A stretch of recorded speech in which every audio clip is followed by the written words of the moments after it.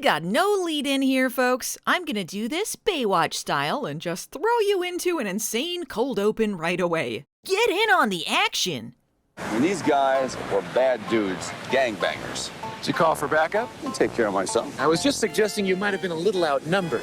I have a black belt in the strongest of all weapons, words. 8 or 9 of these I guys. thought it was 5 or 6. You want to hear the story or not? Please don't make me beg, oh mighty warrior. Okay, they will not mess with me again. Right.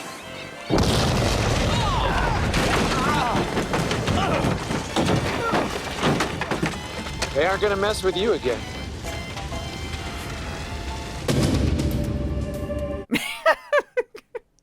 Okay, a lot to unpack here.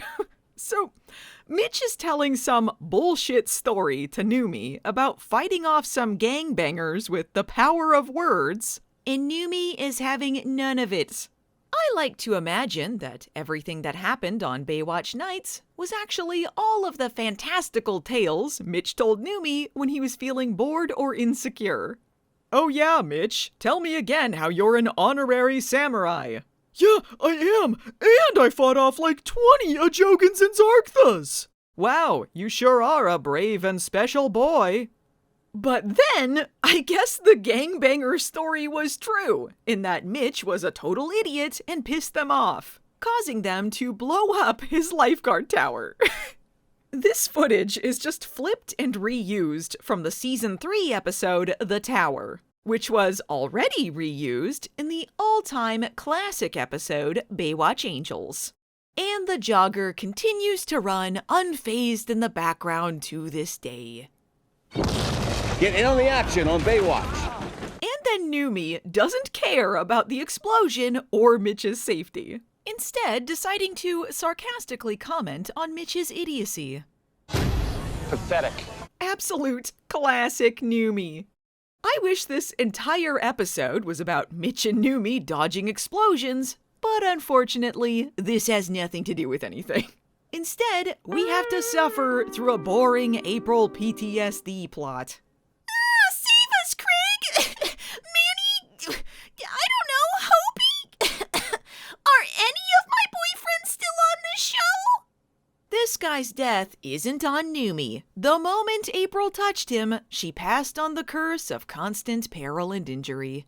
The biggest tragedy, unfortunately, is that this is Cheryl's final scene on the show. It seemed like only yesterday she was appearing in Season 8 as Carmen Electra's one-scene best friend, and then being bitchy at Jessie because she was incompetent at her job. Thanks for everything, Cheryl. You were too good for this show.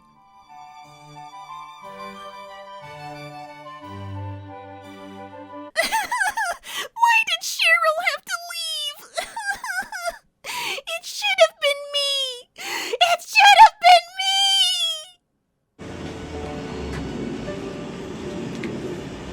me! You have any kids, Mitch? No. Oh wait, yeah, I have one, I guess. Mitch kinda feels bad for the victim's wife, and some sad piano music plays. And I guess the April PTSD plot is about him now? Listen, I'm gonna skip over most of this. It's very dull. Meanwhile, some convicts are cleaning up some Naya water, which has been horrifically littered on the beach. A lot of sponsors this season have suddenly become evil, including Mitch's beloved Adidas when they teamed up with Baywatch, but Naya is just an innocent victim in this. Anyway, one of these convicts is played by Dave Keffer, who was Baywatch's title designer for seasons 9, 10, and 11. Basically, that means he put together the graphics for the redesigned opening credits. He was also the assistant editor on the montages for seasons 8, 9, and 10, which means he worked closely with David W. Hagar, who was the editor of the montages for most of classic Baywatch, and the director of this episode. The more important character here, however, is Deke, played by Scott Gurney. Scott Gurney will be back in a small recurring role next season as a separate character. He no longer acts, but he seems to have a pretty good career for himself producing reality shows. Anyway, Deke is Jessie's old boyfriend, and I'm sure that will never come into play. Hey, Remember how Jessie decided to become a lifeguard last episode after completely bungling being the Baywatch janitor? Well, she's gonna prove in this episode that she sucks at all of her jobs, because immediately she's the worst lifeguard in the world. Actually, she's supposed to be a rookie for this one episode, but she's wearing the black swimsuit with the Baywatch branding on it. And according to Donna last season, wearing one means you're a county lifeguard. It means I'm a county lifeguard. However, to be fair, it's best not to depend on Donna's ability to retain or relay any information whatsoever. But hey, kudos to Season 9 for skipping all of the boring rookie montages like we got last season. Season 10 will not take this lesson to heart, instead telling Season 8 to hold their beer and stretch every training montage into eternity. But Jessie doesn't have time for training montages. Her ex-boyfriend is on the loose. Well, that was easy. Time to become a crab monster. Oh, neat. I got some fish flakes in a tank waiting for you at home. What are you doing in here? Making lemonade, baby. Ew, gross. Deke says he isn't going back to prison. In fact, he plans to escape to Mexico. Mexico? How? Remember Buzz? He's got a fishing boat. Ah, I think we all know the Buzz he's referring to. That's right, Buzz Buchanan, Mitch's beach bum brother and best friend of those bastards, the Beach Boys. Deke wants Jessie to join him, but she can't make that mistake again. She's better than that. Yeah, no convict ex-boyfriend in here, Alex, that's for sure. I didn't ask or suspect that, but seeing as how I was a supervillain 3 episodes ago, I don't care. That's if I ever become a lifeguard. Well, what do you mean, if? They're already calling you the natural. Remember, in the Emmy award-winning episode where you were introduced called The Natural? Oh, Alex, you're so right. By the way, can I take some time off for a Mexican vacation? I promise I'm not leaving forever with my convict ex-boyfriend. You keep mentioning a convict ex-boyfriend, so I can't help but feel like you have a convict ex-boyfriend. No. Flashback montage to Jessie and Deke's sordid past. That's right, Jessie has been insisting on always wearing blue shirts for years now. Deke decides to steal a car from the lot in the middle of the day with a bunch of people around, as you do. And both he and Jessie are shocked when they get caught. How could this happen? We were so subtle and sneaky. Wait, that's not a real backstory, right? Hey, why was I a convict and you got off scot-free? I was under 18 and I guess you weren't. But let's not think about the implications of that. Time to immediately abandon all of my values and revert back to my life of crime.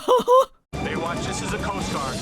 Just kidding. I set you up, just like last time. Wait, but I love you.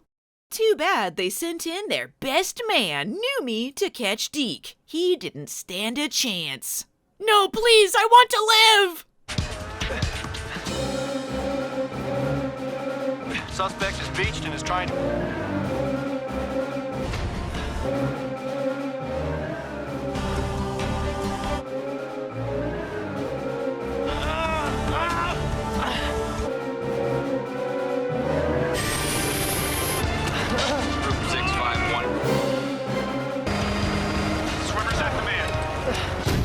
Pathetic.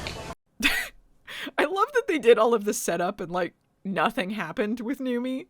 Anyway, Newman's got to get back to that PTSD plot. I guess they found that guy's body. Great.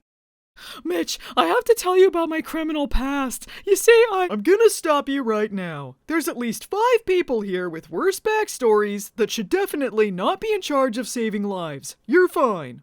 Yeah, I mean, I kidnapped one of your coworkers, and I was hired by the chief by the end of the episode. Wow, I guess we're all terrible. You got that right. House fight!